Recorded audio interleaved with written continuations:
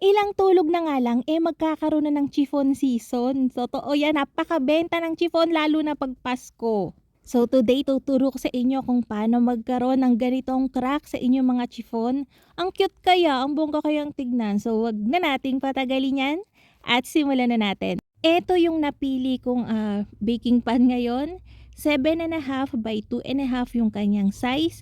Nabili ko lang to sa baking store. Ano talaga 'to, panettone na, pan talaga 'to. Kaya lang, yun nga, maganda rin naman siyang bake ng chiffon, so for the go. Dito, meron akong 3 pirasong large na itlog. Katulad lang din 'to ng chiffon recipe natin. Isa-separate lang natin yung egg yolk sa egg whites. Uulitin ko na lang din yung paalala natin para sa mga hindi pa nakakapanood. Yung ating egg whites, wag niyong dudumihan, wag niyong papatakan ng mantika. Yung kamay niyo dapat malinis yan kapag nagse-separate kayo para maabot natin yung medium peaks na hahanapin natin mamaya kapag magmi-mix na tayo ng merang. So dito sa ating 3 pirasong egg yolks, babatihin natin yan hanggang maging pale in yellow siya and maging frothy. Kapag hindi mo kasi binati yan, hindi ganun ka-volume yung mangyayari dun sa ating chiffon. Tapos dyan, naglagay na ako ng 2 tablespoon ng chiffon aid cake oil. Mas nakakapagpalambot din kasi to compared dun sa regular oil lang yung gagamitin. 2 tablespoon din ng milk, 2 tablespoon ng sugar, 1/4 teaspoon ng salt, and then yung ating vanilla extract. Mga nasa 1/2 teaspoon lang. Kung ayaw nyong nalalasahan yung sobrang malasang itlog sa inyong chiffon, pwede kayong mag-add dito ng lemon juice or calamansi juice, mga nasa 1/2 teaspoon to 1 teaspoon. Para lang malinis talaga yung lasa. Pero since bago yung itlog ko, hindi na ako naglagay. Pagkahalo nga natin ng ating mixture, magsisift na tayo dyan ng 1/2 cup plus 2 tablespoon ng cake flour and 1/2 teaspoon ng baking powder. Then, iwiwis lang natin yan hanggang maging combined na sila. Okay, kung hindi kayo makakita ng ganitong klaseng pan katulad nung ginagamit ko ngayon, pwede nyo rin itong magawa sa mga regular pan nyo o kaya sa chiffon mold, ganon. Same lang din naman. Kung malaki yung gagawin nyo, i-double nyo na lang yung recipe. So para sa ating merang, ito na nga yung 3 piraso nating egg whites. Imimix lang natin yan hanggang magbubble siya ng ganyan.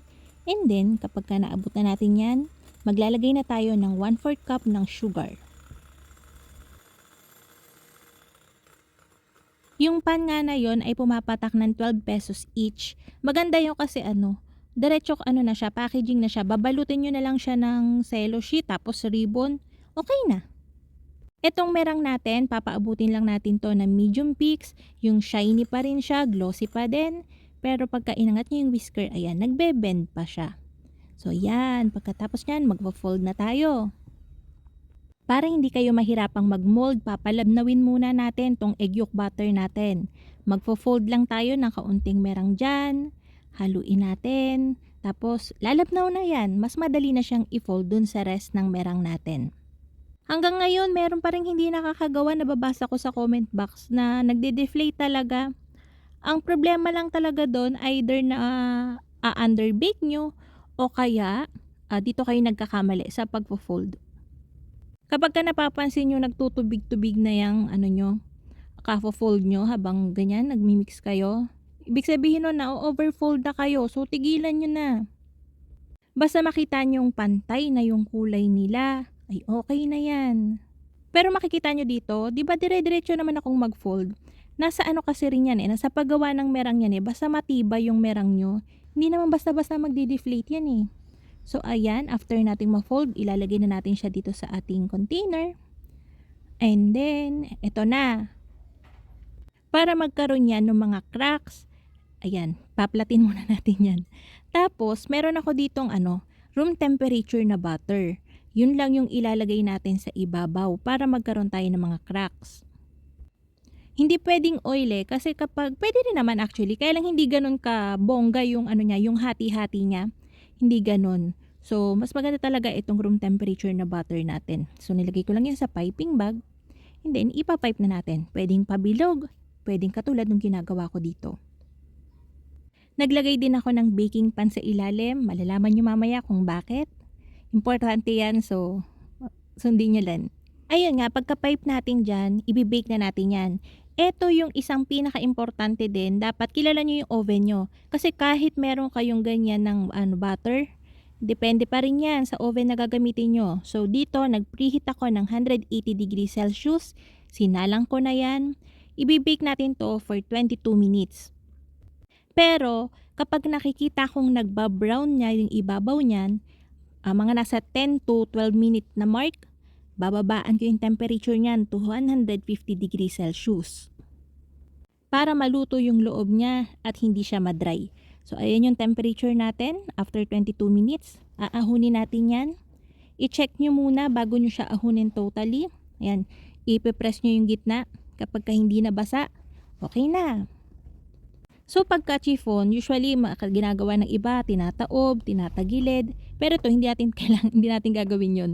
Ayan. Hindi nyo naman kailangan ganyan kabayulente yung pagtataktak. Pero para hindi siya mag-deflate ng bonggang-bongga at saka mga lubot, ayan, itaktak nyo lang siya ng itaktak, itap ng itap. So ganyan na yung forma niya kahit lumamig pa. Diba? Ang ganda. Pwede kayo magdagdag dito ng mga flavorings, emulko, para mag-iba-iba yung flavor ng chiffon. Para makita nyo yung loob, bubuksan natin yan. Para makita nyo natluto yung loob niyan. And then, malambot pa din. So, ayan. Gabulak man din ito. Tsaka masarap talaga yung recipe natin.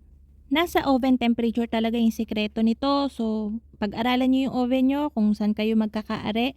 At yun ang mga kalutong tinapay. Sana'y nagustuhan niyo ating video for today. Magkita-kita tayong muli. Ito pang muli ang lutong tinapay. Bye-bye!